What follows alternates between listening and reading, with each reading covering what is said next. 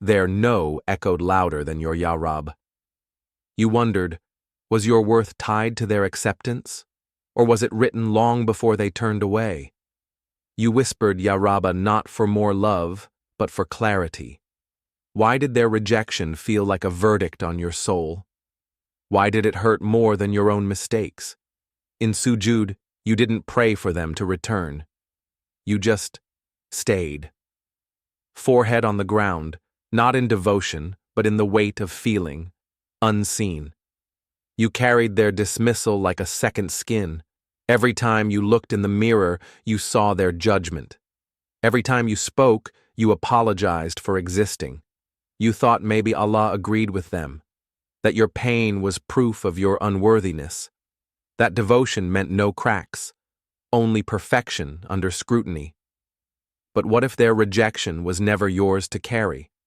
What if beneath their words, Allah was still whispering your name, with love? You thought faith meant unshakable self-worth, that showing the wounds from their words meant you were failing Allah.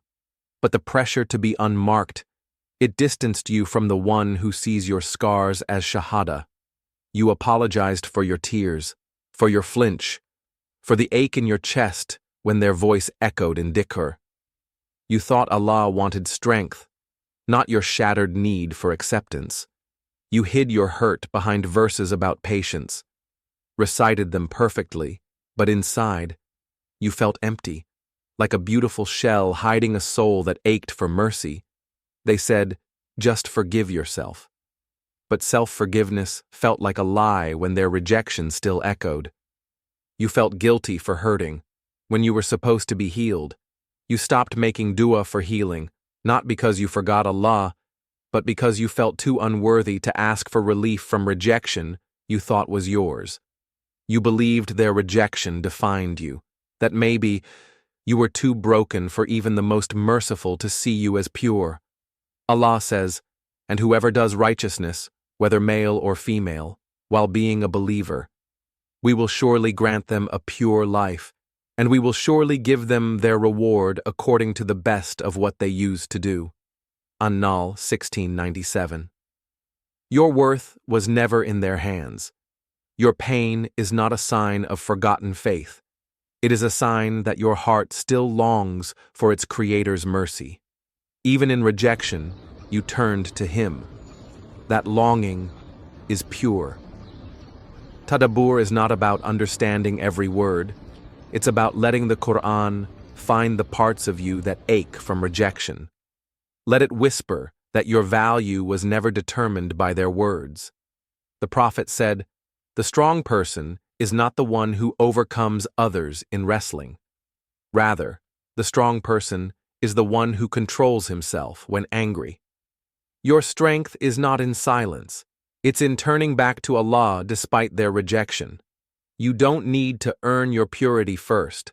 Come as you are, rejected, tired, confused. The door of Rahmah is not for the perfect. It's for the one who still seeks, despite the scars. Your heart's rejection is not a barrier.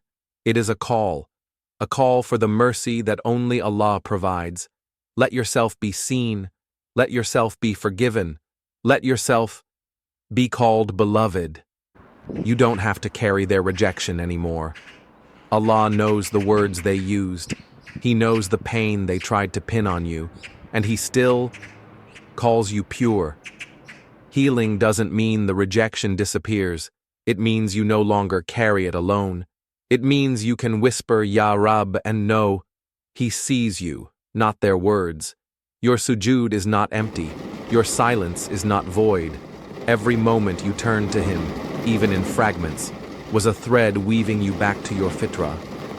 You are not too broken. You are not too far. You are exactly where you need to be for the next part of your journey to begin. And that journey starts with breath. Let go of the need to prove yourself. Let go of the fear of their echo. Just breathe. Just be. Just trust that you are worthy of the love that was always meant for you. This is not the end of your story. This is the moment you stop carrying their rejection. This is the moment you remember. Allah still calls you by a name only He knows. If you're ready to stop carrying rejection and start hearing His call with guidance rooted in the Qur'an and Sunnah, we've prepared something gentle for your journey. Find it in the description when your heart says it's time.